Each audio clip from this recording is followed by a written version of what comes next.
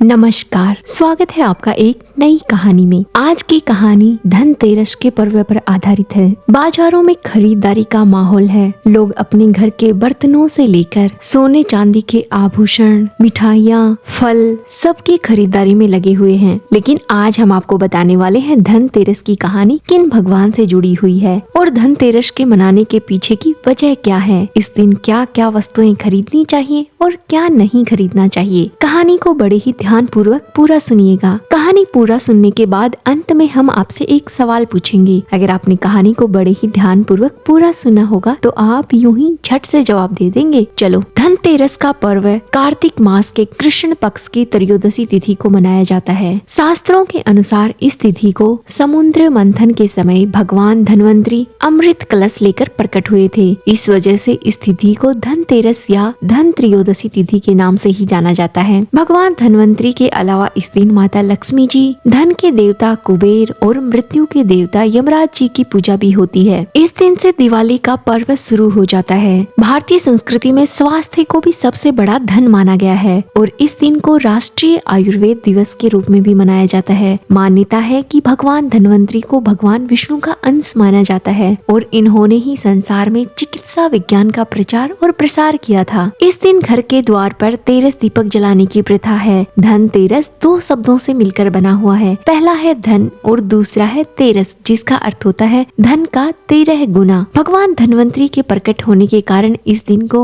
वैद्य समाज धन्वंतरी जयंती के रूप में भी मनाता है। भगवान धन्वंतरी के बाद में माता लक्ष्मी 2 दिन बाद समुद्र से प्रकट हुए थे, इसलिए उस दिन दीपावली का पर्व मनाया जाता है। इनकी पूजा अर्चना करने से आरोग्य सुख की प्राप्ति होती है। धनतेरस के दिन बाजार सजे हुए होते हैं। लोहार से लेकर सुनार तक, बर्तनों से लेकर मिठाइयों तक की सभी दुकानें बहुत अच्छे से सजी हुई होती हैं। इस दिन लोग खरीदारी करना शुभ मानते हैं। लेकिन आज हम आपको बताने वाले हैं कि धनतेरस के दिन क्या क्या खरीदें और क्या ना खरीदें। धनतेरस के दिन सोना, चांदी, बर्तन और झाड़ू खरीदना बहुत शुभ माना जाता है। झाड़ू आप कम से कम 1 या 3 खरीद सकते हैं, क्योंकि विषम संख्या में झाड़ू खरीदना बहुत अच्छा माना जाता है। ऐसा भी माना जाता है कि धनतेरस पर नमक खरीदने से नकारात्मक ऊर्जा दूर होती है और घर में संतुलन और समृद्धि आती है। पारंपरिक मान्यताओं के अनुसार नमक शुद्धि और प्रचुरता का प्रतीक है, जो इस त्योहार के मौसम की नई और समृद्ध शुरुआत का प्रतीक माना जाता है। इस दिन आप इलेक्ट्रॉनिक्स सामान भी खरीद सकते हैं। धनतेरस के दिन सबसे ज्यादा भीड़ यही मिलती है। अब हम आपको बताते हैं कि धनतेरस के दिन क्या खरीदना अशुभ माना जाता है। काले कपड़े, जूते या अन्य कोई घर का काला सामान खरीदना नकारात्मकता लाता है, इसलिए इनसे बचना चाहिए। लोहे के बर्तन या अन्य लोहे की चीजें धनतेरस पर नहीं लानी चाहिए, क्योंकि लोहे को शनि से जोड़ा जाता है और ये घर में कलह और नकारात्मकता लाता है। कांच के बर्तन या कांच से बनी अन्य वस्तुएं भी अशुभ मानी जाती हैं। चाकू, कैंची और सुई जैसी नुकीली चीजों को भी धनतेरस पर नहीं खरीदना चाहिए। धनतेरस पर प्लास्टिक की चीजें खरीदना भी अशुभ माना जाता है। इस दिन तेल, घी, सरसों के तेल जैसी तेल से बनी वस्तुएं खरीदने से भी बचना चाहिए। खाली मिट्टी के घड़े या किसी भी खाली बर्तन को धनतेरस पर नहीं लाना चाहिए। यदि आप बर्तन खरीदना चाहते हैं तो उन्हें चावल या किसी अन्य चीज से भरकर लाना चाहिए। धनतेरस की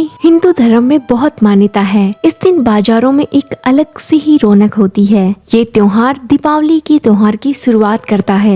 इसी दिन से दीपावली का पर्व शुरू हो जाता है। बच्चे घरों में पटाखे जलाते हैं, दिए जलाते हैं और घरों में रंगोलियां बनाई जाती हैं। इस दिन से लोग नए कपड़े पहनना शुरू कर देते हैं। घरों में मिठाइयाँ आना भी शुरू हो जाती हैं। लोग एक दूसरे से मिलकर बधाइयाँ देते हैं, साथ में मिठाइयाँ भी देते हैं। अब बारी है आपसे पूछे जाने वाले सवाल की। यदि आपने कहानी को ध्यान से सुना है तो आप सवाल का जवाब झट से दे देंगे। आज का सवाल है, धनतेरस के दिन किस देवता की पूजा की जाती है? अपना जवाब कमेंट में जरूर दें। साथ ही कहानी कैसी लगी ये भी कमेंट करके बताइएगा। ऐसी ही प्यारी प्यारी कहानियाँ सुनने के लिए हमारे चैनल को जरूर सब्सक्राइब कीजिएगा। धन्यवाद।